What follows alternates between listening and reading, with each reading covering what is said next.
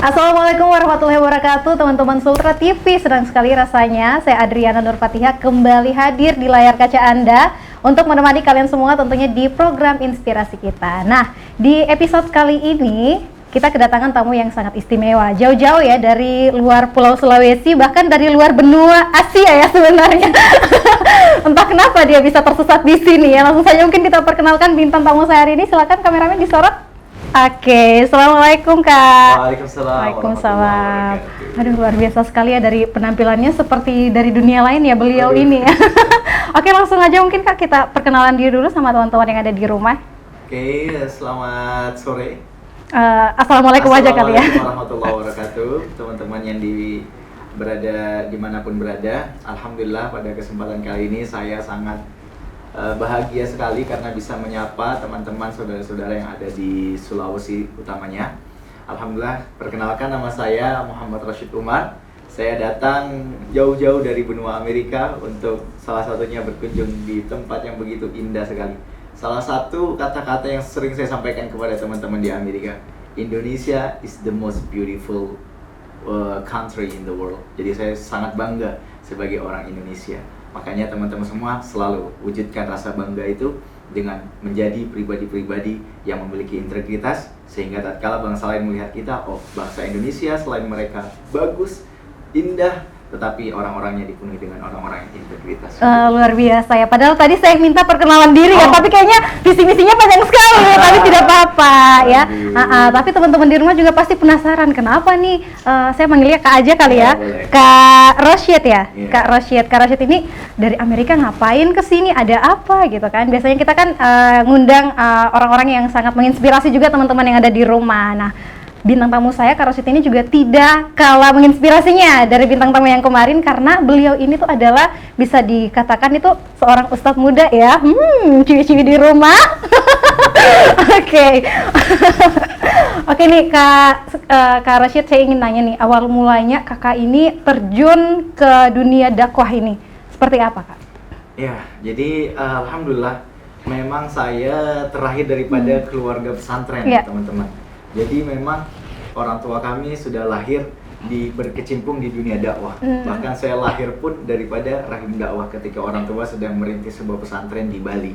Oleh karenanya saya lahir di Bali. Namun kemudian setelah saya tinggal dan besar di lingkungan pesantren, alhamdulillah saya mendapat kesempatan yang luar biasa. Saya merasakan SMA bukan di lingkungan pesantren. Jadi sebelumnya saya mulai dari SD, SMP, SMA sampai lulus SMP berada di lingkungan pesantren. Okay. Nah, akan tetapi waktu SMA saya dapat kesempatan beasiswa dari Pertamina Foundation dan dari Tali Foundation untuk merasakan bangku SMA umum. Nah, alhamdulillah. Nah, akan tetapi hal itu tidak menyurutkan, tidak serta-merta menghilangkan karena lahir dari dunia dakwah, tidak serta-merta hilang karena berada di lingkungan yang umum. Justru disitulah mengasah karena kita lahir di dunia dakwah, kemudian berada di sekolah umum, disitulah mulai dari saat itu apa ya bahasanya ya, itu mulai tertantang. Gimana sih teman-teman yang keluarganya jauh daripada agama, jauh daripada Islam, kalau kita dari keluarga pesantren harus bersosialisasi, memberikan nilai-nilai. Jadi saya sejak kecil selalu disampaikan oleh orang tua saya, dimanapun kamu berada harus menjadi penerang bagi orang-orang yang ada di sekitarnya. Oke, luar biasa. Kurang lebih begitu. Oke, tapi akhirnya lompat ke Amerika sana tuh gimana ceritanya Kak? Jadi saya lulus SMA, saya lulus SMA waktu itu saya dapat beasiswa di Universitas Negeri Jakarta. Oke. Dan salah satunya dapat beasiswa di Mesir. Ada di Sudan juga, tapi belum tertarik hati saya untuk melanjutkan bangku kuliah. Kenapa? Karena saya rasa saya kalau kuliah nggak ke Mekah atau Madinah masih belum tertarik gitu. Oh waktu gitu, itu, ya. Oke. Akhirnya waktu suatu ketika abah saya memanggil, beliau katakan, Mas, kalau kamu menunggu punya ilmu baru berjuang, baru berdakwah. Kalau kamu menunggu punya harta baru berjuang, baru berdakwah, kamu tidak akan memulai dakwahmu. Maka sekarang sembari menuntut ilmu, sembari mencari harta, mencari rizki, tetap sambil juga jangan lupa dakwahnya. Oleh karenanya lulus dari SMA, Saya sambil belajar bahasa Arab, ngambil D1, kemudian sambil juga imam di beberapa masjid di Jakarta, kemudian sambil juga mengajar sukarelawan di SMK Duafa, kemudian sambil mengajar agama private begitu.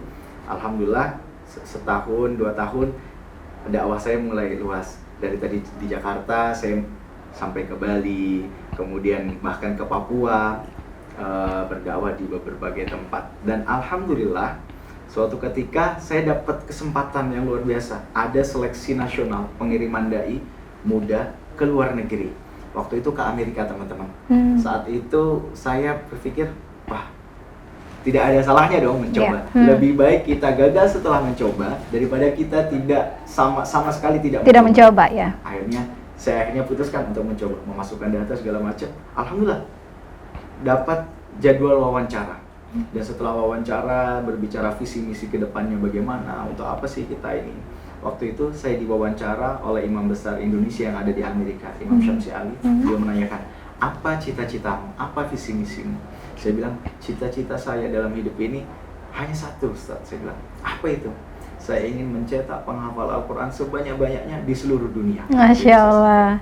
Kemudian beliau nanya, kenapa kok mencetak penghafal Al-Quran? Saya bilang, tidak ada investasi terbaik di dunia ini kecuali investasi mencetak penghafal Al-Quran. Karena setiap huruf yang dihafalkan, yang dibaca, yang diajarkan sampai hari kiamat. Kalau ada multi level marketing, itu keuntungannya kita seterusnya. Tapi kalau ini Al-Quran satu diajarkan sampai hari kiamat, punya murid-murid, kita punya murid punya sampai hari kiamat, itu kita tinggal menerima amal jannah. Ya, betul. Selagi Al-Quran dibaca, selagi itu kita mendapatkan pahala. Maka tidak ada investasi terbaik di dunia ini kecuali mengajarkan Al-Quran. Berarti memang pada saat pertama kali ke Amerika itu ada ada seleksinya dulu ya? Ya. Oh, berarti banyak juga dong dari Indonesia yang ke sana. Jadi, dan subhanallah dari sekian banyak ada yang lolos hanya 7 orang. Hanya 7 orang. Hanya 7 orang. Yang satu beliau doktor lulusan Mesir. Oke. Kemudian yang kedua Ustadz S2-nya di Makkah, di Saudi Arabia. Kemudian yang satu lagi ustadzah lulusan S2 UK, Inggris. Kemudian yang satu lagi dosen di IAIN Parepare. Kemudian saya yang baru lulus SMA. Itu apa yang dilihat sebenarnya? Kualifikasinya itu apa gitu? Nah itu tadi, saya sempat bertanya, kira-kira apa sih yang membuat saya kok dipilih? Ternyata waktu itu Imam Syamsi mengatakan, saya itu suka anak-anak muda yang punya visi misi besar, yang punya inisiatif. Karena jarang kita temukan anak-anak muda yang mereka visi misinya besar. Mungkin ada anak-anak muda cita-citanya apa? Ingin menjadi dokter, ingin menjadi ini. Tapi anak-anak muda yang memiliki cita-cita untuk bangsa, negara, agama itu yang jarang sekali. Luar biasa. Tapi pada saat mengikuti seleksi itu pasti kan banyak sekali yang ikut yang punya gelar banyak. Tadi katanya doktor, ada yang udah S2 di UK dan di mana. Apakah kakak ini pernah merasa kayak insecure gitu? Insecure duluan gitu sebelum mulai? Of course. Jadi waktu itu saya insecure sekali. Wah, lawan saya dosen, doktor. Saya baru lulus SMA nih.